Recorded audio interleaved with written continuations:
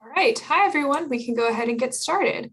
So my name is Maddie Haley, and I want to welcome you all to the webinar series for the Autism Intervention Research Network on Physical Health, the AIRP. Thank you all for joining us today. Because of the number of participants, your audio will be muted throughout the call. However, you can submit the questions at any point during the presentation via the chat box on your webinar console. The entire webinar is being recorded and will be available on the AIRP website, airpnetwork.ucla.edu, and I'll also put that in the chat. There will also be a short evaluation survey at the close of the webinar. We invite you to provide feedback on this webinar and also to provide suggestions for future webinars. In the interest of time, let's get started. We first want to acknowledge the Health Resources and Services Administration as the funding source for the AIRP. Now, it is my honor to introduce our speaker for today, Dr. Julian Martinez. Dr. Martinez is an associate professor at the Department of Human Genetics at UCLA and the leader of the AIRP Genetics Research Node. Please join me in welcoming Dr. Martinez. Thank you so much, Maddie.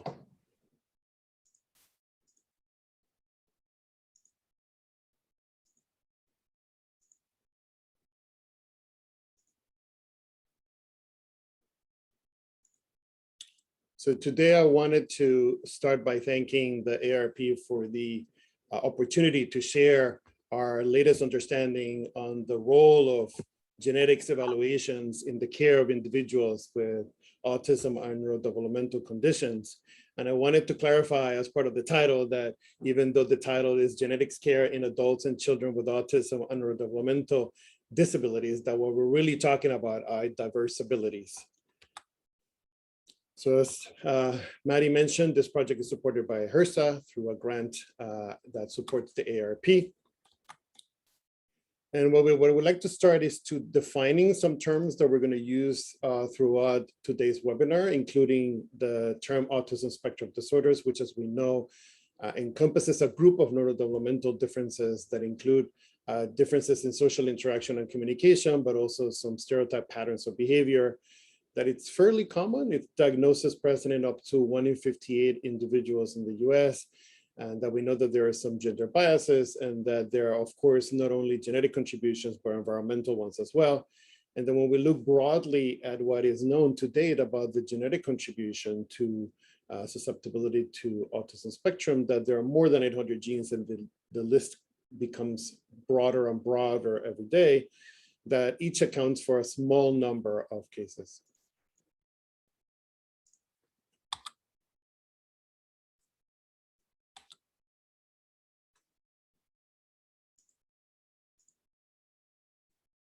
Now, the other term that we wanted to be aware of is developmental delay, broadly defined as age-match differences in 2 or more categories of developmental milestones that can include language, motor, social, or activities of daily living.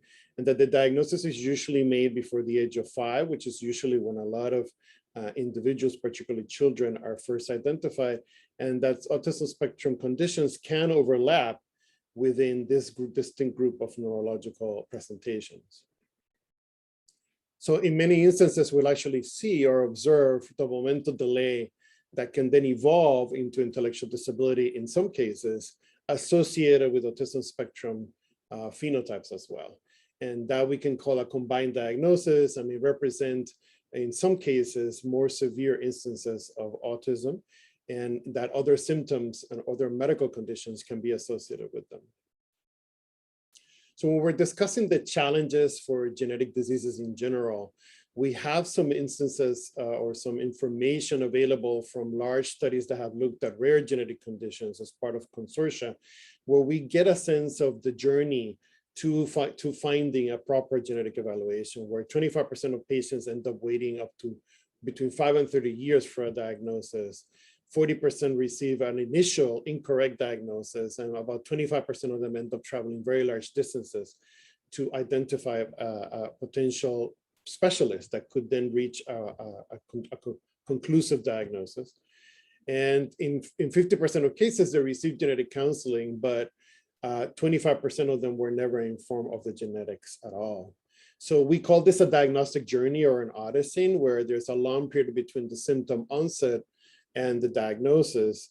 And we know that in cases where we look at admissions to hospitals in children that have significant medical concerns, that there's a genetic component or a genetic contribution to those clinical symptoms in about 71% of them. And that there's a significant associated costs associated with those admissions, particularly when there isn't a diagnosis achieved in a timely manner. So what is it that we really know about the genetic contributions to neurodevelopmental conditions, including autism? And sometimes studying something, a clinical presentation as common as autism provides insight into more rare genetic presentations. And we know that there is some evidence from twins and familial studies that there's a higher concordance or higher likelihood that they both will have autism when they're monozygotic, when their genetic material is identically shared, than in dizygotic twins, where there are differences among siblings with most of the genetic material. So that, just to begin with, provides a heritability or a likelihood that some of these genetic findings will contribute to the manifestation of symptoms to a high degree. Now, we know, however, that autism comes in multiple instances. We have cases in which the clinical phenotype is associated primarily with other symptoms that affects multiple organs versus the type of autism that presents isolated without any other major clinical concerns. And when we discuss the more complex forms of autism, that some term syndromic, not one entity is likely the cause. It probably represents many different causes, and many patients present with similar symptoms, but their genetic diagnosis can also be very different.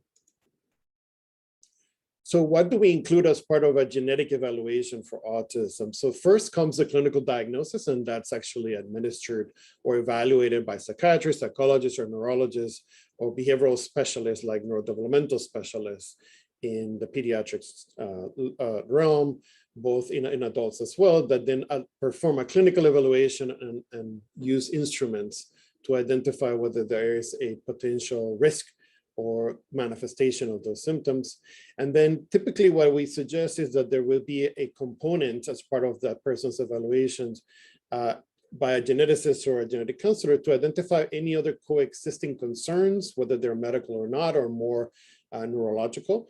And then, of course, the presence or absence or other physical findings, whether there are congenital concerns or whether there are other differences in external features in the body that can give us clues as to whether there's a higher contribution of a very penetrant or single gene genetic cause.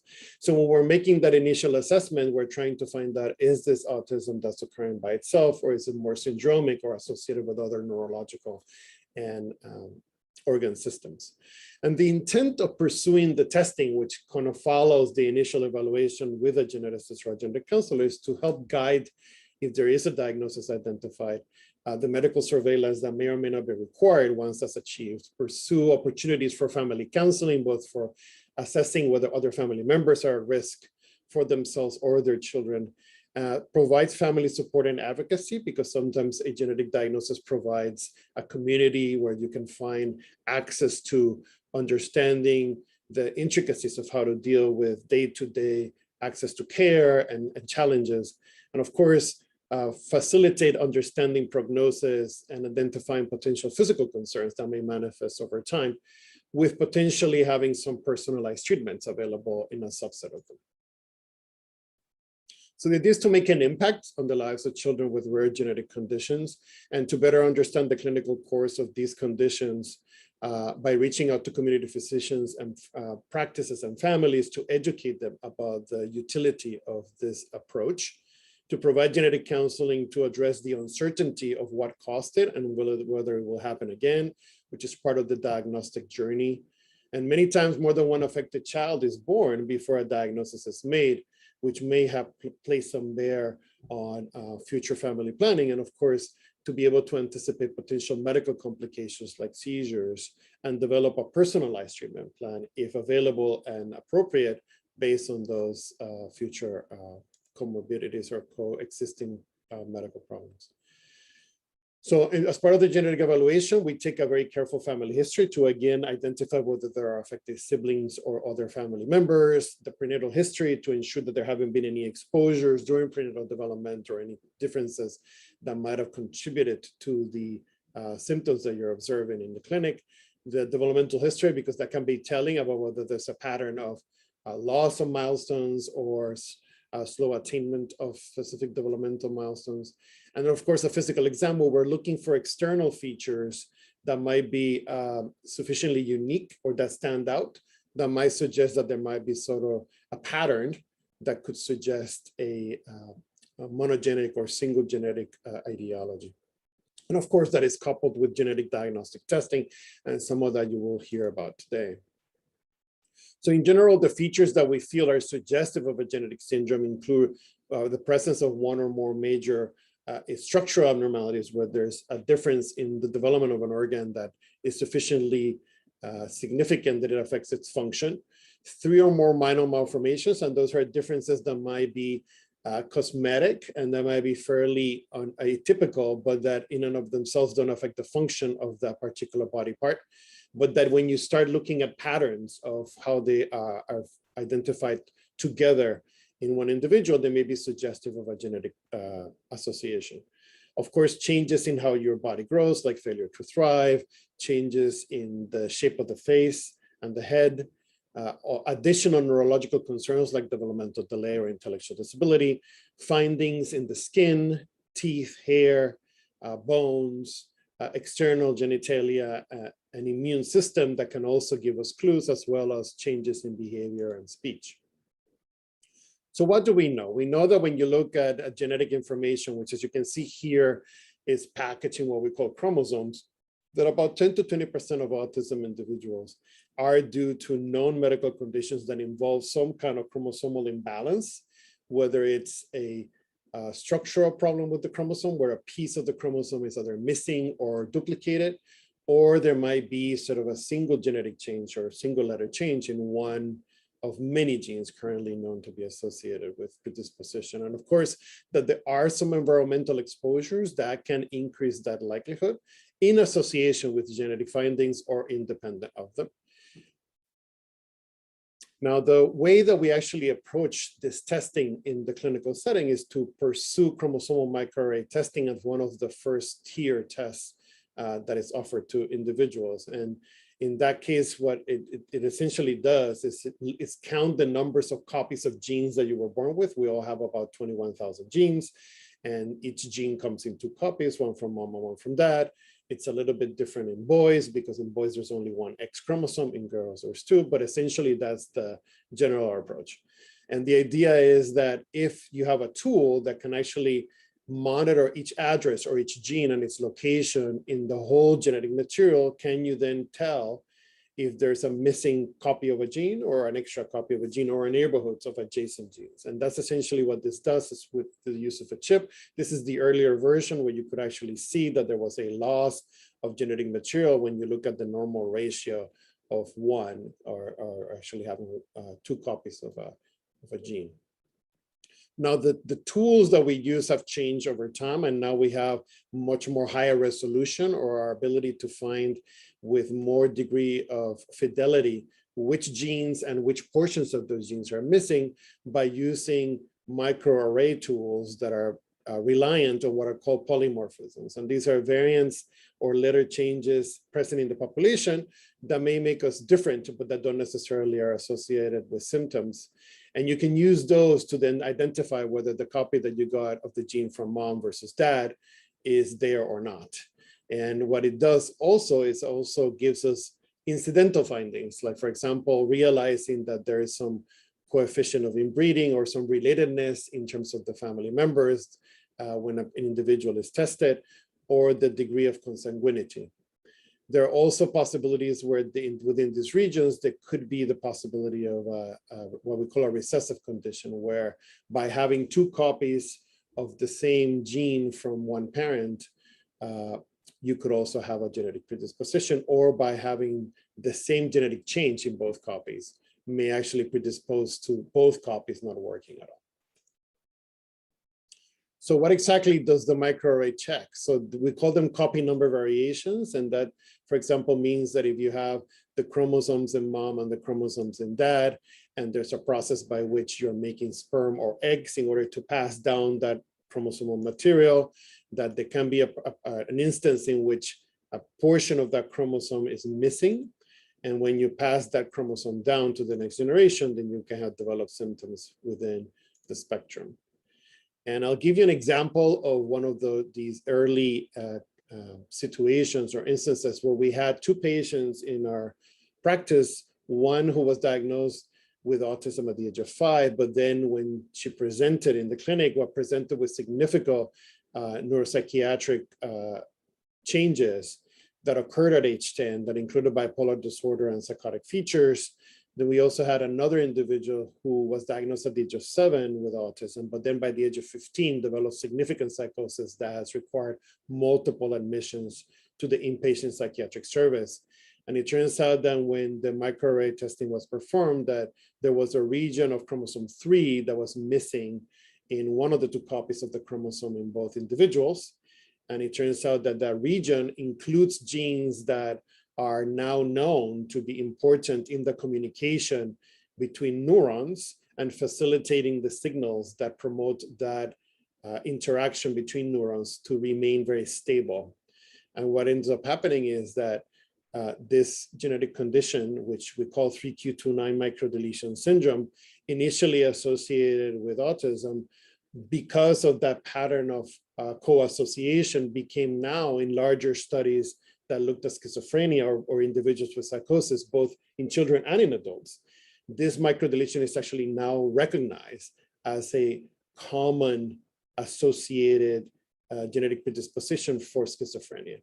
So as you can see, in individuals that initially presented with autism, where the symptoms, or what we call the phenotype, evolved over time into a schizophrenia picture, we were able to identify a genetic predisposition that is now recognized even in individuals who only have schizophrenia, but no prior history of autism.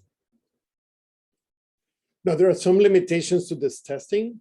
It may not detect low levels of mosaicism, meaning changes in chromosomes that are a very small amount in the blood system that may not be identified. It doesn't detect changes in genes that are not associated with a net gain or loss, where, for example, the gene gets longer or shorter. It will not detect that. And there are instances of genetic conditions where the gene length is important in causing symptoms. It will not detect if there are chromosomes that have sort of stuck to each other and in the process affected a single gene where they reattached, because if there's no net gain or loss of genetic material, you will not be able to detect it. And we know that there's a significant frequency of these events that can lead to symptoms. And of course, it will not detect single letter changes in its gene or in the instructions of its gene, because it's designed to just look at addresses and not really at reading the instructions within its gene. Now, we know that the other testing that we typically perform as part of first-year testing is Fragile X syndrome testing. And we know that that's due to, again, an expansion in the size of the letters in the gene FMR1. And we know that when that occurs, you can have a specific behavioral profile with some physical features that are associated with it. There's actually carrier screening, meaning this expansion typically happens when the genetic change is passed down from the parents to the next generation. And you can actually identify a pre-expansion that can then lead to the significant increase in the number of repeats that leads to symptoms. And in fact, now many parents during the pregnancy are offered carrier screening for Fragile X syndrome as part of their pregnancy planning.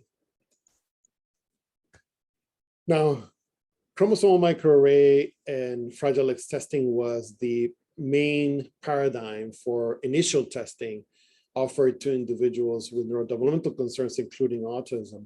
But this paradigm shifted in 2009 when there were a couple of papers that first described the use of a new technology called whole exome sequencing to define the genetic cause for rare genetic conditions that had escaped or eluded an answer for many decades.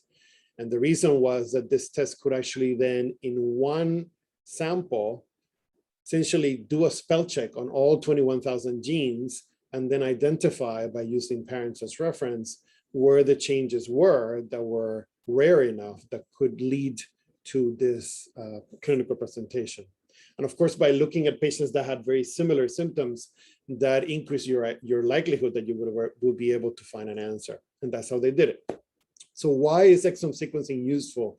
Well, it turns out that fast forward to a decade later, and many studies have gone on to demonstrate that there's a high contribution of what are called de novo genetic variants to the predisposition of neurodevelopmental concerns. And in this case, what we're looking at is if you have, again, the genetic the genes or the genetic material in both parents, as the genetic material is being passed down, there can be a spelling change in one of those many 21,000 genes that then gets passed down to the next generation and then causes neurodevelopmental symptoms.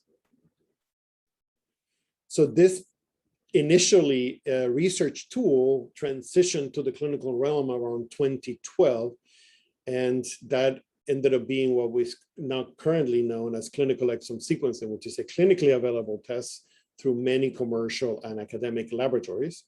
And it's intended to identify about sequence variants or changes in about 95% of all the genes that make protein. It sequences also mitochondrial DNA, which is a genetic material that's present in all of our cells that regulates how we produce energy, and that is separate or distinct from the DNA that we all carry in our cells in the nuclei. It can detect, just like microarray does in many instances, the loss of one or more genes in one or two copies of the chromosome. It costs thousands of dollars. It has a 30-day turnaround time, and it requires consenting prior to sending. And that typically is performed by a genetic counselor for reasons that I'm going to discuss in a minute.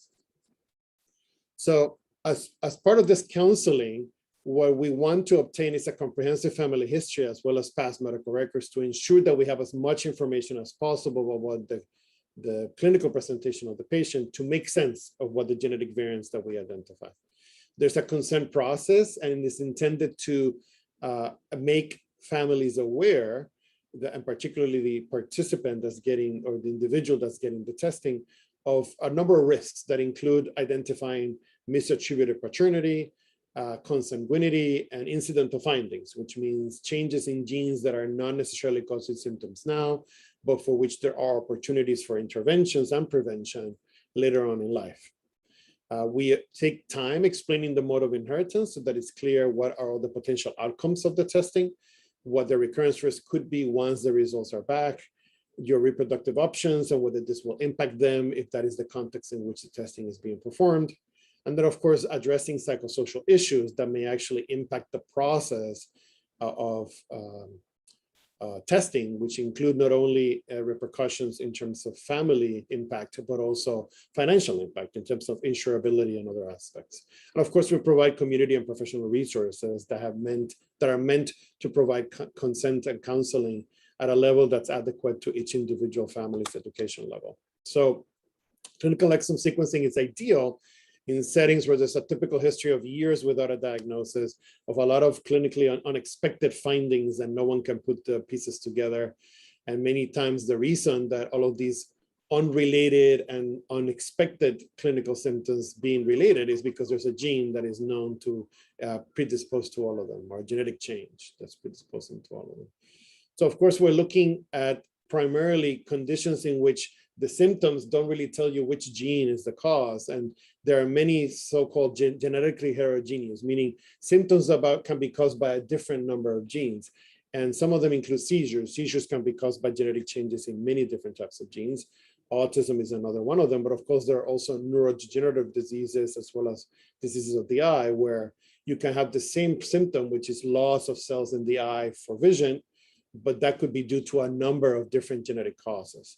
So in those situations, doing a test that includes all those genetic causes in one test is much more effective, both cost and time effective, in terms of trying to finding an answer. Of course, when you have an atypical presentation of established genetic syndromes, you will never suspect that. So for example, you might have situations in which you have mostly behavioral concerns and no other sort of specific neurodevelopmental diagnosis, and a lot of both psychometrists and developmental pediatricians and geneticists, we all struggle with defining what the symptoms are. But sometimes that is due to sort of, we can call either milder or atypical presentation of a well-established genetic condition. And that is one of the questions that I'll pose at the end, that we still don't understand. Why is it that one individual with changes in one gene can present so differently, or with a more limited number of symptoms, as opposed to others who develop a pretty much laundry list of concerns? So when we discuss exome sequencing, and specifically how effective has it been in identifying etiologies of genetic single gene predispositions to autism, we know already, again, from a vast literature, that there's an increased chance of a dominant de novo mutation in autism and schizophrenia. We know that by dominant, we mean that by having one copy of the two that we inherit of this gene have a change is sufficient to give you symptoms. And de novo, we mean that they happen typically spontaneously, either in the germline or after conception. That exome sequences has identified de novo genetic changes in about 15% of autism cases. That is sometimes associated with advanced paternal age, and we've known from genetic literature for a long time that in certain scenarios, the older the father is, the higher the likelihood that we've seen of some of these genetic de novo dominant mutations occurring. And of course, genes identified are associated, in addition to with autism, with seizures, with ADHD, with schizophrenia and psychiatric disease. And that spectrum of clinical manifestation is part of the question that we still don't understand well. So the approach to clinical genetic testing, to summarize, essentially starts with the clinical diagnosis of a neurodevelopmental concern. Then you decide if it's primarily autism as idiopathic or isolated, or is it autism with other symptoms. You pursue chromosomal, microarray, and Fragile X testing. If you have a diagnosis, you stop, and that happens about a quarter of the time. But sometimes what happens is that you don't get a diagnosis after the first year of testing, so then you move on to the next tier, which could include clinical exome sequencing as a second tier, or even as a first-year test. And I'll give you examples where recent guidelines suggest that. And of course, if you identify genetic change, which can happen about 30% of the time, then you'll have a potential genetic predisposition identified. So what happens when genetic testing and this tiered process or approach doesn't identify a clinically significant variant? What do you do next? What are your options? And we get this a lot of the time when we've gone through this journey of trying to find a genetic contribution, and we come up empty-handed. Well, I'll give you an example where it's important to follow patients clinically over time, because there's a role for this evolving phenotype, meaning how are symptoms changing over time and how that will impact our ability to understand the genetics of the clinical presentation. So I'll give you an example of a family where the first individual was a child that was 2, who initially presented with just autism, and primarily presenting with poor social cues, differences in eye contact and behaviors, and of course, abnormalities in sleep. And initial testing that had included clinical exome sequencing revealed no clinically significant variants that could fit his symptoms at the time. But by the age of 4, in addition to persistent autism symptoms, the individual went on to develop progressive regression of milestones, significant developmental delay, and brain MRIs that showed volume loss of the occipital region. So we went back and looked at the exact same genetic information that we had 2 years earlier, but that we had interpreted with a different set of information in terms of symptoms. And now that these new symptoms had revealed themselves or manifested over time, we were now able to then find what genetic changes which were there at 2, but we couldn't make sense of because most of the symptoms were not present, to then lead to a different diagnosis, which in this case was multiple sulfatase deficiency, which is a progressive and neurodeteriorating condition that is genetically encoded. As you can see, it's due to mutations in a gene SUMF1. And unfortunately, we actually went on to test additional siblings, and we found out that many of the other siblings also were affected with a similar condition, and they have gone on to develop a similar progression. But again, this was an opportunity to understand or to reemphasize how the evolving symptoms over time are important in order to understand the genetic contributions that we're looking at.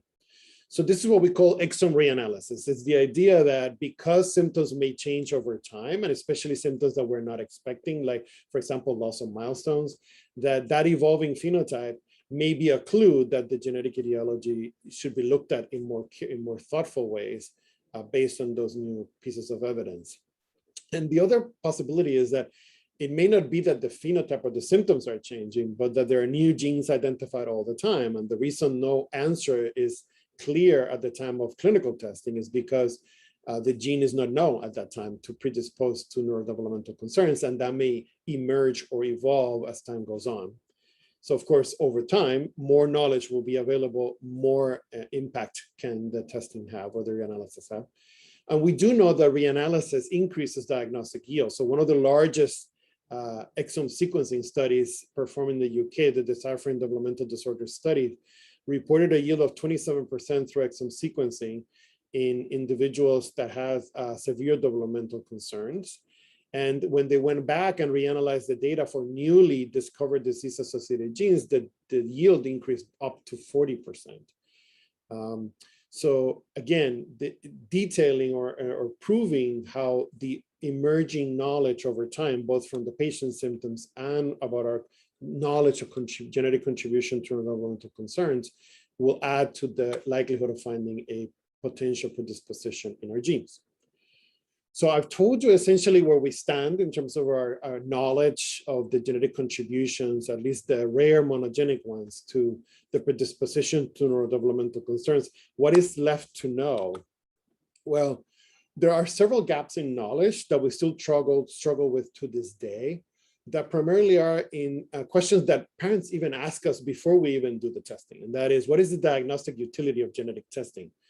So once you find a diagnosis, what is it that I'm going to get out of it? How does it change the care that I'm receiving? And what is the clinical utility of that test? And of course, what is the genetic testing approach cost? And is it cost effective? Does it really in some way impact the care that you're receiving?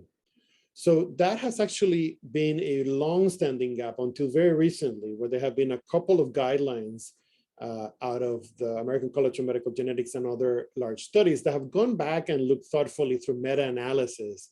How effective is this approach to testing in identifying diagnoses in individuals with neurodevelopmental concerns, but also to understand how does it impact care? So this is one of those examples where there was a meta-analysis accompanied with a consensus statement that looked at patients with individuals with neurodevelopmental conditions where exome sequencing produced a higher molecular yield in terms of diagnosis of 36% than just doing chromosomal microarray testing alone. So just that kind of confirmed our own internal data and that of others, suggesting how significant the increased diagnostic yield can be using or implementing exome sequencing. Now, when you sort of look at isolated neurodevelopmental concern with no other medical concerns, the yield is still around 31%. And when you increase or you add out of those cases, the ones that have more clinical concerns than just their neurodevelopmental presentation, the yield goes up to 53%.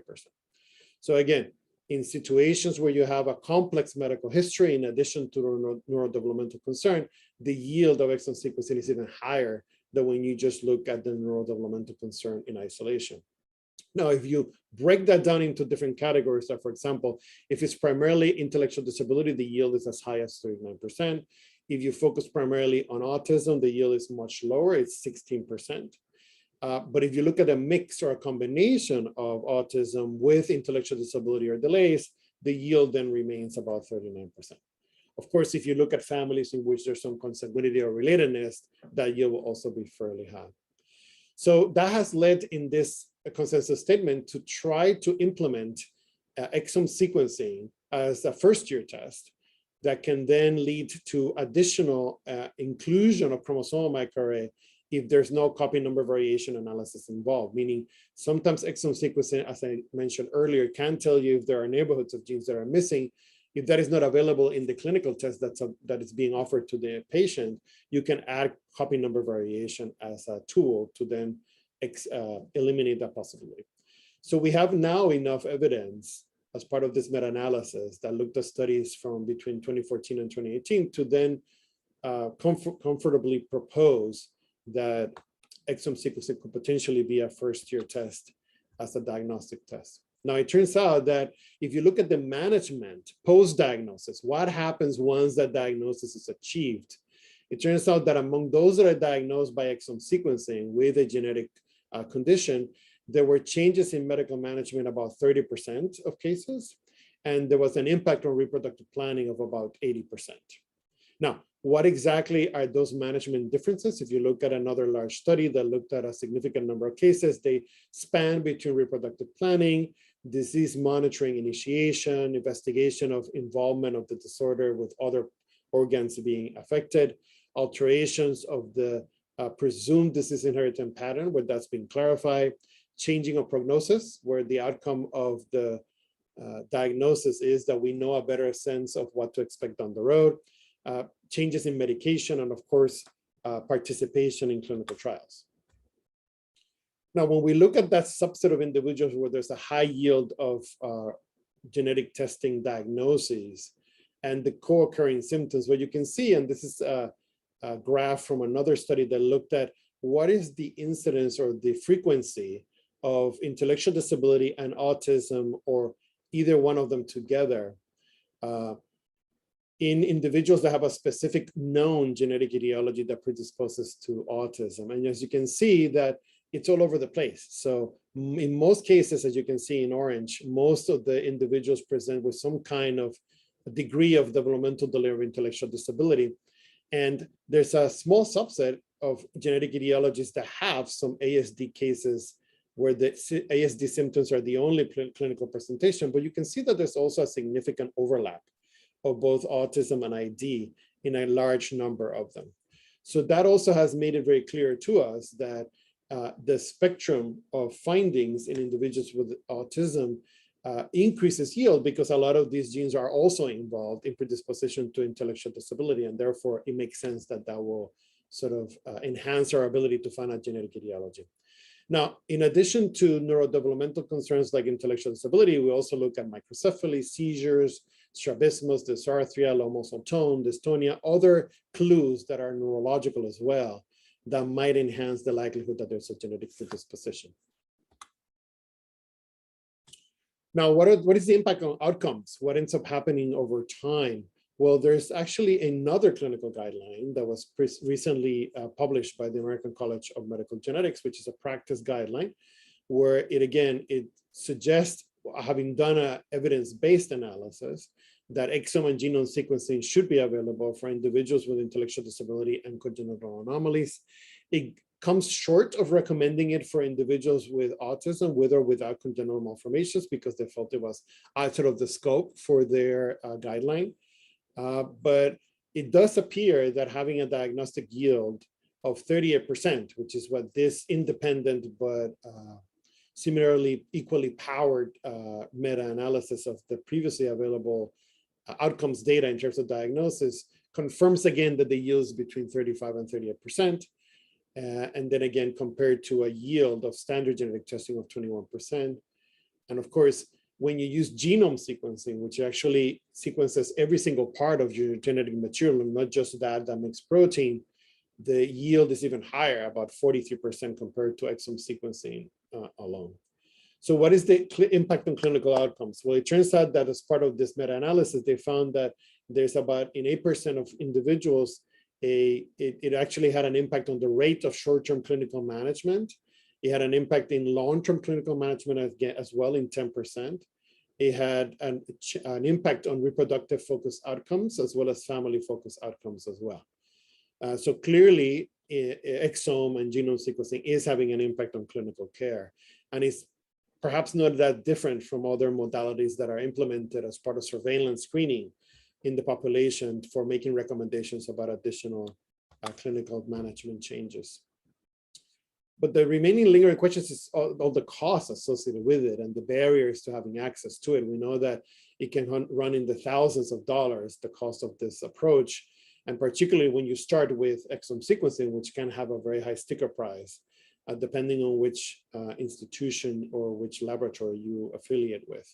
And of course, if there are additional clinical symptoms that suggest that there should be skin biopsies or other diagnostic approaches that need to be done, that it further enhances or increases the cost.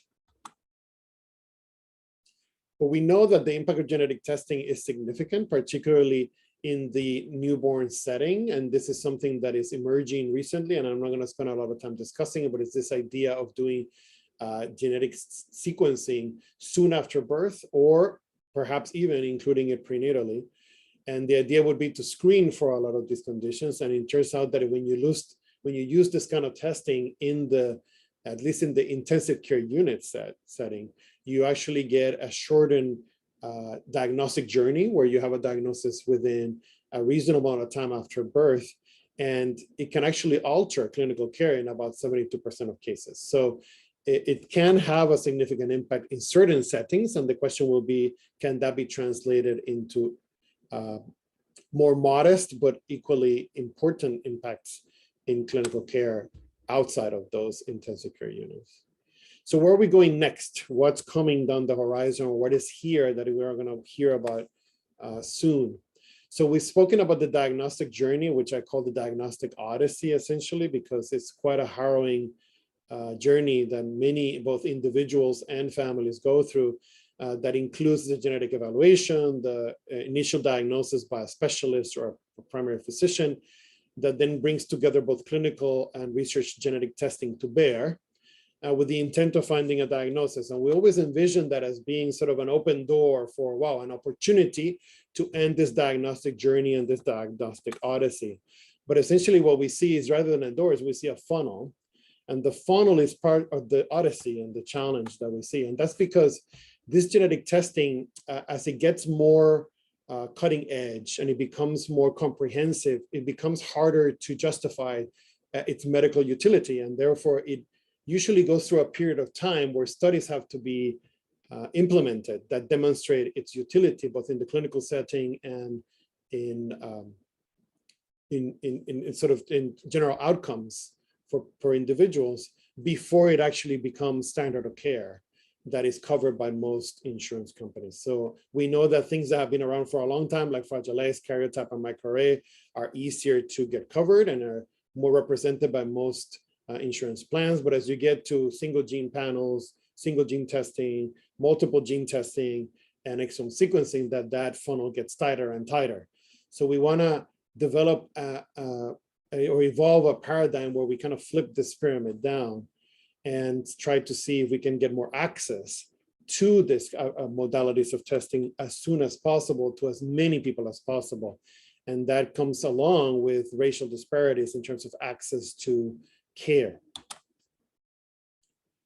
So what we want to do is to facilitate this process of turning the diagnostic journey of Odyssey into a post-testing surveillance and discovery journey, or PTSD, which is what happens after you have that diagnosis. So we've already discussed that it has an impact on clinical care and outcomes, and that happens through multidisciplinary clinics, depending on the genetic diagnosis, or disease-specific clinics, and of course, interacting with care for family planning. But of course, that also opens the opportunity, once you have a diagnosis, to belong to a community of support groups where you have access to social media, to groups of individuals and families that can help with your journey post-diagnosis. It serves as an opportunity for advocacy for that particular genetic cause. And of course, the opportunity to develop foundations and infrastructures that will support the research and the care for access to patient care for those particular causes. And of course, it also opens the opportunity for research, because at that point you can then develop registries that can capture the natural history of what happens to patients over time, which I told you is very important in both the diagnosis, but also in the post-diagnosis journey. The opportunity for therapies in those cases in which that is being developed, but also the opportunity to understand what are interventions that can improve the physical health of patients that have been diagnosed with this rare conditions. And of course, all of that is dependent on the diagnosis, and bridging that gap in access to that diagnostic tool is part of what we would like to emphasize. So it turns out that if you have a negative microarray and Fragile X and clinical exome sequencing, that leaves about 44% of individuals where we still don't know what the genetic contribution is. And the next step or tool, I apologize, that's available to break down that barrier is whole genome sequencing that is being paired with a number of other genome technologies, like, for example, not only looking at DNA sequence, but also looking at the RNA sequence, which is the message that the gene sends to the cell in the body to make proteins, but also look at the modifications that happen to genes, which we call epigenetics, which are kind of like light switches that turn genes on and off in different levels, because each one of those levels of regulation of gene expression may have an impact in our understanding of how neurodevelopmental symptoms, including those of autism, manifest, and particularly if you couple that with, for example, understanding how our body metabolizes certain substances. So whole genome and RNA sequencing is currently being implemented as part of very large studies that are trying to understand the diversity of genomic changes in populations that present from neurodevelopmental conditions, including autism. And we already have a snippet or a glance at that data, and it looks like it does have a significant yield in finding de novo changes, as well as in trying to couple this information with, when you don't find changes that are associated with a single gene, can we then use the variation in genetic changes that's more common or prevalent to develop what we call polygenic risk scores, or assessments of combinations of genetic variants that increase your risk, and how predictive that is of you developing certain neurodevelopmental symptoms. And of course, that's being coupled with RNA sequencing, where understanding the diversity of how genes are expressed and spliced together early during development, but also after birth, is going to be important in understanding how can then lead to some of these predispositions. This is an example of, again, one of those large studies that has looked at a whole genome sequencing in patients with rare diseases in the setting of a national health system. And again, about 16% of those individuals, independent of the diagnosis, whether it was neurodevelopmental or not, received a diagnosis. So again, proving that even at a population level, it can actually enhance the ability to reach a diagnosis when implemented as part of a health system enterprise. Now, one of the questions that has emerged from those studies, and the question that is still remaining, is why is it that some individuals that have either identical or similar genetic variants in genes that are known to cause certain clinical symptoms, why do they either never develop them, or why do they develop some of those symptoms and not all? And we feel that that heterogeneity can be important in understanding the contribution from some individuals, and why many individuals may sort of skirt through and not get testing because there's not enough clinical presentation there to warrant the testing, but where the testing could have had an impact had it been done in a timely manner. So we're trying to figure out how to put those pieces together, and that information will come down the road as more sequencing data is available. We also know that parents with a strong family history of neurodevelopmental and psychiatric conditions can have a higher, what we call variant burden, or changes in the genetic material that in combination may sort of increase the likelihood. And in fact, there are studies that have found that you can have rare genetic changes that in association with variants that have been inherited from the parent's background can then also modify or change the way that those symptoms manifest. So again, taking into account the background of genetic changes in the setting of the family history is also going to be important to understand instances in which a single rare genetic condition is not identified. And of course, there's also mechanisms of genetic differences that could present that may be limited, because you will have to actually sample or obtain a tissue that is affected in order to find or identify the genetic cause. And that happens in situations that what we call mosaicism.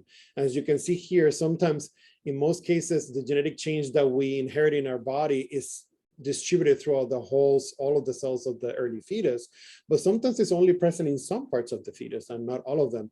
And there are sometimes external physical manifestations that can suggest that change. For example, when there are pigmentary changes like the one here, where you see that there might be a genetic change in the less pigmented region than in the typically pigmented one. And we know that that can happen in the brain specifically, where we know that a lot of these genetic changes are only found in the brain, but not in other parts of the body from some of these studies. And it may account also for why we see individuals that present with not all of the classical symptoms of one specific genetic diagnosis. So what are the future directions? We need to update natural history studies of these conditions when they're associated with autism or intellectual disability to see how they respond to interventions and how communication tools will help identify language disorders within intellectual disability.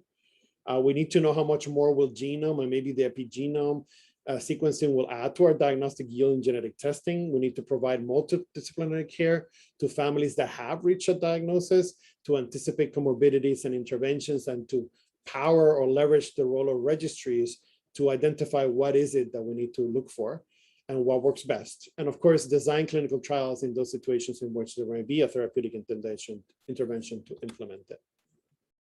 So as part of the genetics node, we have several priorities. I won't go into detail into all of them, but essentially what we're trying to do is to try to facilitate research that fills gaps in knowledge on the benefits of genetic testing in the setting of the medical care for individuals with autism, and to understand better how it's clinically useful. Also reduce barriers that lead to long diagnostic journeys for individuals with neurodevelopmental concerns. And of course, to enhance our understanding of the natural history for many of these rare monogenic causes, to leverage that for opportunities to improve care, but also to perhaps identify therapeutic interventions. So with that, I would like to thank the ARP for their help in giving me this platform to share this information with you. And I'll leave it to Maddie to take it from here.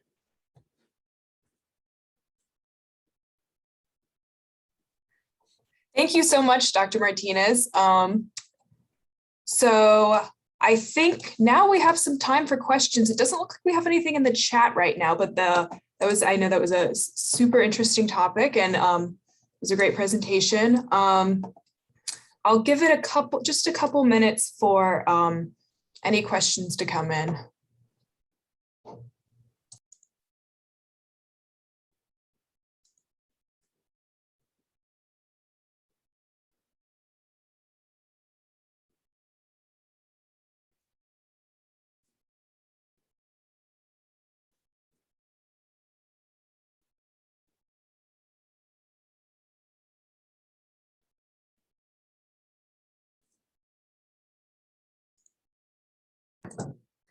All right, looks like in the chat, someone said, is there a difference between whole exome sequencing and clinical exome sequencing?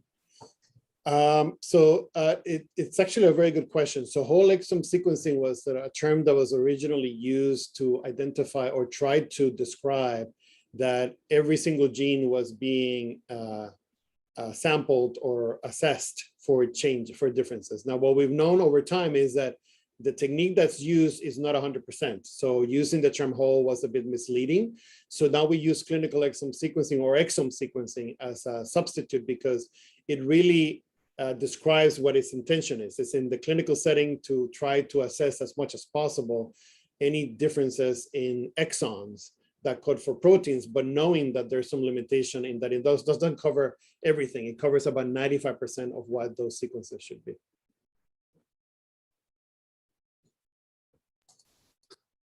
All right, and then some very wonderful feedback. The term diverse abilities, I agree, that's a super cool term that we should definitely start incorporating more in our network. So somebody asked, can you explain more about the clinical implications? So like what difference would a genetic diagnosis mean? Right, I mean, I think we went through some of those examples, but I'll sort of dig a little bit deeper in some of them. So I'll give you one potential outcome. One could be where identifying a particular diagnosis then leads to a known genetic condition in which we anticipate, for example, seizures happening down the road. And then that individual undergoes an evaluation for it. You identify differences in sort of brain activity, and then that allows you as an opportunity to either identify interventions that can prevent them, or if they start happening, proceed with taking care of them. There are situations in which one of these diagnoses could predispose to certain types of either benign tumors or tumors that can then develop into cancer. So that will be another situation in which implementing surveillance will be helpful. And of course, there's a very small subset in which we know that there are interventions, there are therapies that can actually be helpful in allowing the individual to improve their clinical health. And for example, it could be the predisposition in a genetic condition to immunodeficiency, and having had a history of multiple infections, being able to then implement treatments that will reduce the likelihood of those infections and their consequences. So that's a clear example where it can have an impact on medical care. Now, there also may be impacts on family. So we know that when we have more than one affected child in a family, that having one affected sibling and have genetic testing, then many times they share the same genetic etiology. So that can then open the door for discussions about family planning, but also about discussing heritability, because in many cases we found that genetic changes are inherited from a family member, maybe one of the parents, and it wasn't clear that there was a predisposition there, but that serves as an opportunity for self-discovery and more insight on the part of the family member to then discuss, well, if I look at my past medical and behavioral and health history, do I see differences there that actually now give me some insight as well? And of course, that also has implications for other family members where nieces, nephews, other parts of the family could be affected for reproductive status, and more also for self-discovery in terms of understanding whether they've had their own journeys, but that wasn't very clear to them. And then finally, I think there are opportunities for improving the amount of therapies that are actually developing.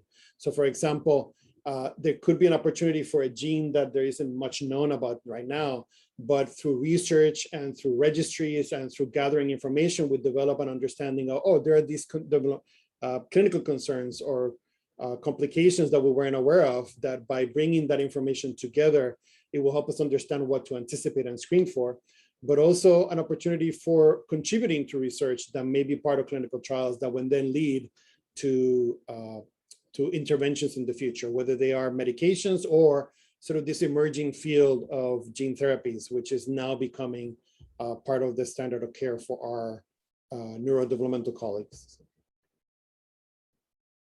and neurologists. So hopefully that gives you a sort of a breadth of spectrum of where it can have an impact. Thank you, Julian. One more question I see in the chat. In siblings, have you seen the differences in male versus female? And this person said that their son and daughter present very differently. Yeah, I mean, I think that's a very good point. There is this phenomenon that is well known in the neurodevelopmental literature, where there can be differences in how behaviorally, the behavioral profiles of males versus females when they present with neurodevelopmental conditions, including autism. And I think it depends on both timing and how those differences manifest. And that can sometimes lead to delayed diagnosis, because many times, depending on whether you're a male or a female, that will be recognized more significantly than, or maybe more impactful than others. And in fact, there's also this process of masking, where there's a lot of opportunities where, depending on whether you're a male or female, you might have more ability to be able to sort of screen under the radar for some of the assessments that, or bypass or not score to an extent that it will be diagnostic in some of the assessments. Now, when you transition that phenomenon to genetics, there actually are genetic conditions in which we know that the males are more affected than females. For example, Fragile X syndrome is one of them. And that has to do with the fact that there are genes that are primarily present on the X chromosome, for which boys have only one, versus girls where they have two, or females where they have two. And that can definitely lead to differences, whether it's a boy or a girl, or a female or a male. And in the same situation, there are specific genetic causes where we know that only females are affected and not males. So there's a spectrum for those differences. And we know that, yes, that the chromosomal complement in terms of X and Y can actually manifest differently depending on the presence of those chromosomes may affect the manifestation of the symptoms. Thank you. All right, I think we have time for maybe one or two more questions if anybody wants to ask a couple more. I will also take this time to send the link for the feedback survey. So this will, if you could provide your feedback, and also if you have any topics that you would like us to present on in the upcoming months, that would be great. The other thing is, Julian, if you want to go to the next slide, please. Yes, so we have our webinar next month in October, and I will send you the Zoom link to register for that as well.